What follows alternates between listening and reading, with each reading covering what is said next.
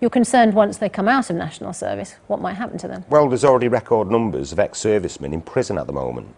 So if you make kids, do national service for what, a year, 2 years, and then you take them out of the army, you put them back onto an estate which has got high unemployment, it's still not necessarily going to give them a job, and then perhaps you'll get a better trained kind of gangster on the street. Does that completely undermine the argument for it, Douglas? I think before the last election, David Cameron talked about a form of national service which wouldn't be entirely to do with military training or anything like that. I'd be very in favour of something which, for 6 months or a year, encouraged young people to understand that the society they're living in will only get better if they take a part in it. And if we can instill that somehow by an experience which, as I say, wouldn't have to have a military background to do it. It would be anything, all sorts of volunteering things, working in the charitable sector, working with other, youth groups, all sorts of things you could do. If you could set something up that instilled from an early age the idea that society is theirs and it's in their care, and they have to take part in it. Like getting them a real job that pays them properly. Absolutely. But there aren't any. It's sort of your black cab driver's solution to the world, isn't it? Bring back national service and bring back the birch. And I always just distrust anybody who comes up with what I call these pot noodle instant solutions. Just add hot water and stir a bit and they'll work. And of course it's like, you hear a lot of this. We've had the riots this week. You talk about national service now. And I read all these commentators and I feel, in like The Guardian and The Times and The Telegraph, and I feel quite slightly depressed because it's almost like they have their worldview, they shoehorn events in to fit their worldview. I mean, Phillips, and she's saying, it's society's becoming too liberal, that's why they're all rioting and all the rest of it. And you think, well, why aren't the streets of Amsterdam full of Dutch rioters? Oh, Douglas?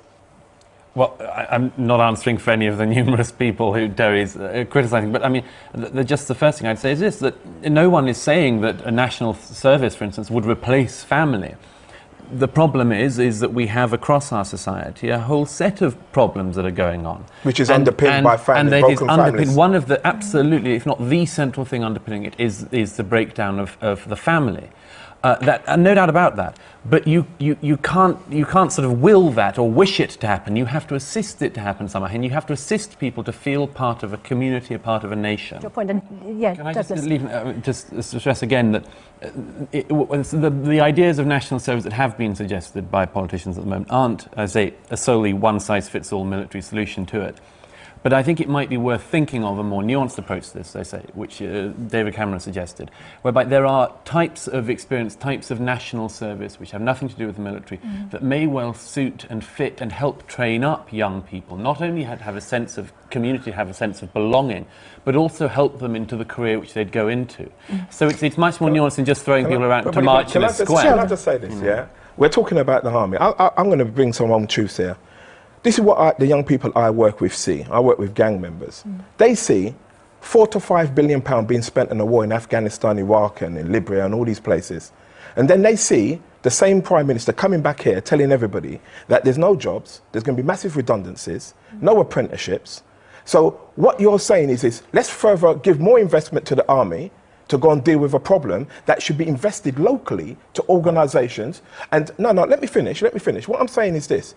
I'm not going to sit and just listen to us talk about the army as if to say that that is some sort of answer, when actually what is the answer is investment into local communities, organisations that are struggling. Because £4 billion, £5 billion on a war that no one's asked for. The people of Libya are suffering and the people of Afghanistan are suffering as well. I'm going to tell you this now. People on the streets of London don't care. What they care about is their personal life. Yeah, £200 million a day for Libya. They care about the fact that they ain't got no job. They care about... It might not be an either or. It might not be allowing... It might not be allowing genocide in Libya or you getting more money for your group in London. For you to suggest that it's okay to spend £4 to £5 billion of our money in this country on a war that none of us has asked for. And there are plenty of people who don't think that the Libyan government should be allowed to commit genocide against their own people. When you say genocide, you don't have to be for that. Can I put those points? Can I put those precise points to Dr. Barack? No, Terry. About Rwanda. Terry, I want to interrupt because we have a guest on webcam.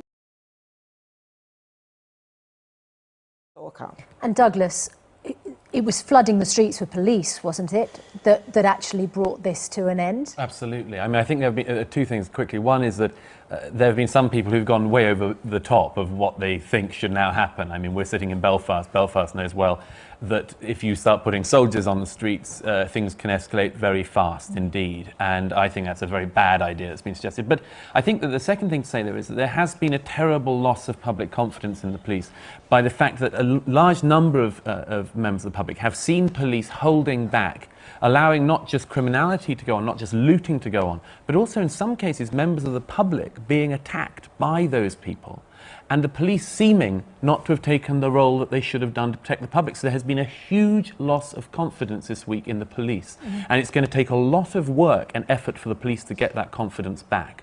Douglas. There clearly is a swinging back and forth from the police. You know, we saw the G20 riots, we saw the response to the policing there when the police failed to stop people storming public buildings in London in the anti-tuition fees protests earlier last year. And look, just one quick thing, because this has become a big political tool this week.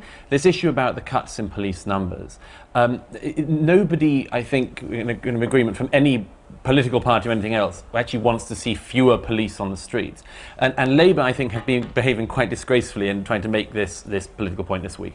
What the coalition cuts are trying to do is not to cut the numbers of police on the street, but to cut the number of people sitting at desks writing out reports. Well, cut the you paperwork. can't get the convictions without the paperwork. In terms of numbers, you can have as many or more police on the street if you free them up from the paperwork. But not fewer. Douglas, they can't get the convictions without the paperwork. Douglas, if we want these young people we've seen to show compassion and love and respect and be peaceful, as Stephen's saying, shouldn't we treat them that way?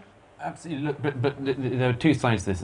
Firstly, of course the police shouldn't be goading, or of course the police shouldn't be doing anything like that. They shouldn't be making those sort of mistakes. However, those mistakes, when they are made, can be on occasions remedied and so on. They can be addressed. But I just wanted to say that the other side of this equation is this.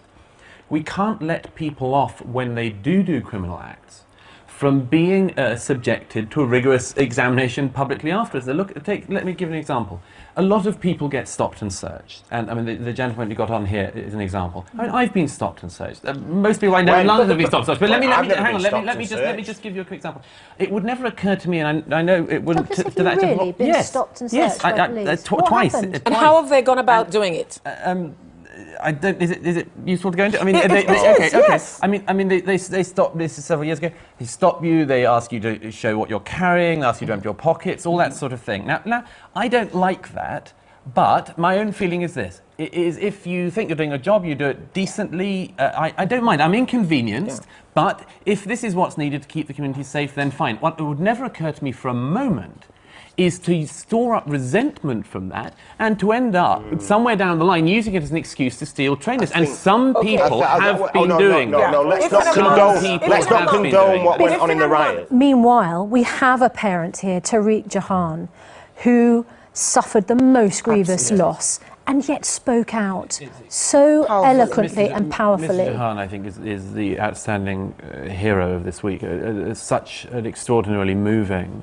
I don't know how he spoke, I have to say, so soon after the death of his son, the murder of his son. And you could imagine that in that situation, the things that someone might have said. Absolutely. I mean, what you see here is the importance of a man with moral courage.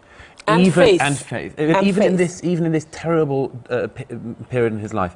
And he could have, as you said, he could have called for retribution. He could actually have ignited the most terrible war in his city, and he didn't. He said exactly what needed saying. These are people losing their lives. The big irony is that students are getting mugged all the time. You know, it happens in Manchester a lot. You know, because they come from nice little leafy suburbs, are suddenly living in an inner city area. They're quite naive. They get mugged. It just gets ignored. What happens to them? I think more fuss is being made about it because we've had the riots this week. We've seen Clapham, we've seen Tottenham. I would disagree. It's not so much that more fuss is being made. What you have here... This is what I think, though. We all know the story of the Good Samaritan.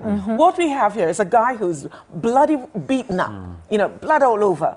And people come, and instead of actually helping and assisting him, they start stealing from him. That's what the fuss is, I was horrified. But it's also, they're worried about London's PR coming up to the Olympics. It wasn't that. It was seeing a wicked thing done on top of a wicked thing. My horror was not that. It was. Do you think that for many people, what those three people said sort of speaks much louder than what they're hearing from politicians or other leaders? It's possible. I mean, we need all these voices in the discussion. We need people on the ground to say it. We need politicians to say some of it. Sometimes you need politicians to speak out a bit more bravely on some of this stuff. But I think the fact is nobody will remember what the politicians said this week. They'll remember those people. Douglas, are there mentors, perhaps some might say, the bankers, who they might think were responsible for this financial meltdown but didn't seem to be punished, or the MPs who fiddled their expenses? The first thing is we have to get away from this thing of taking off any blame from anyone, and I don't think anyone here is, but the people who did the looting, the people who committed the acts of criminality, they are responsible for their actions, and that's the end of that. Mm-hmm. Are there underlying causes to that? Are there underlying issues that need addressing? Sure. I mean, we do live in Britain in the most extraordinarily sort of debased society. All of the people shoved on to young people as role models now are vacuous, empty, mainly lacking in any kind of achievement of the kind that a generation ago would have been thought of as an achievement. And, you know, young people notice this. They notice this vacuum. You can see it. You can see it in the behaviour of children on the streets.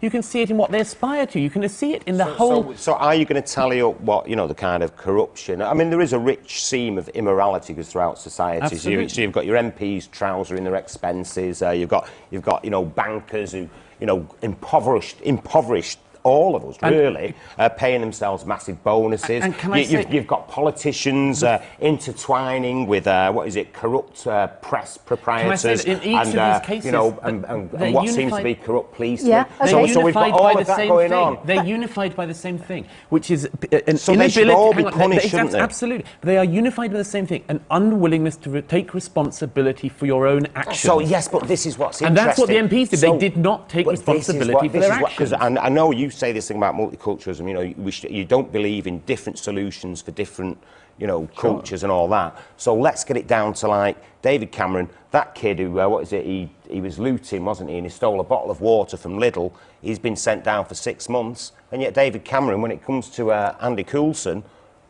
I believe in giving everybody a second chance. We'll see what happens to Andy Coulson. Just quick, yes. I mean, as important as focusing on the things that have been attacked, actually, it's very interesting. You mentioned earlier that, you know, the things that haven't been attacked in these riots, and this does tell us a lot about the objectives of these people. You know, public buildings were not attacked. This was not a pre-revolutionary France situation. Oh, no, it's you know, criminal. Things selling just sort of borderline breadline goods were not attacked as the first priority. The first priority was luxury goods, consumerist products, and so on. And the thing about this, just quickly, is that it shows us that when criminals and there's an outbreak of violence as there is there, some people jump in and take an opportunity, and most of them did it, and they took what they wanted, and it was stealing, plain and simple. Katie, we have to end it there because your text poll vote is in. We asked, should national service be compulsory for all young people? Could it be an answer? Here's what you told us. 74% of you who texted in said yes, it should. 26% said no. Douglas? Just quickly, I mean, what we've seen in the last week, a nation wondering what it is, looking at itself in the mirror and wondering about it. You know, when the Pope came here last year, he said, I'm not a Catholic, but it was a very interesting comment. He said, you have to ask yourselves as a society what it is you want to be. That question has come up that week, and I think we are very unhappy with the answer. On those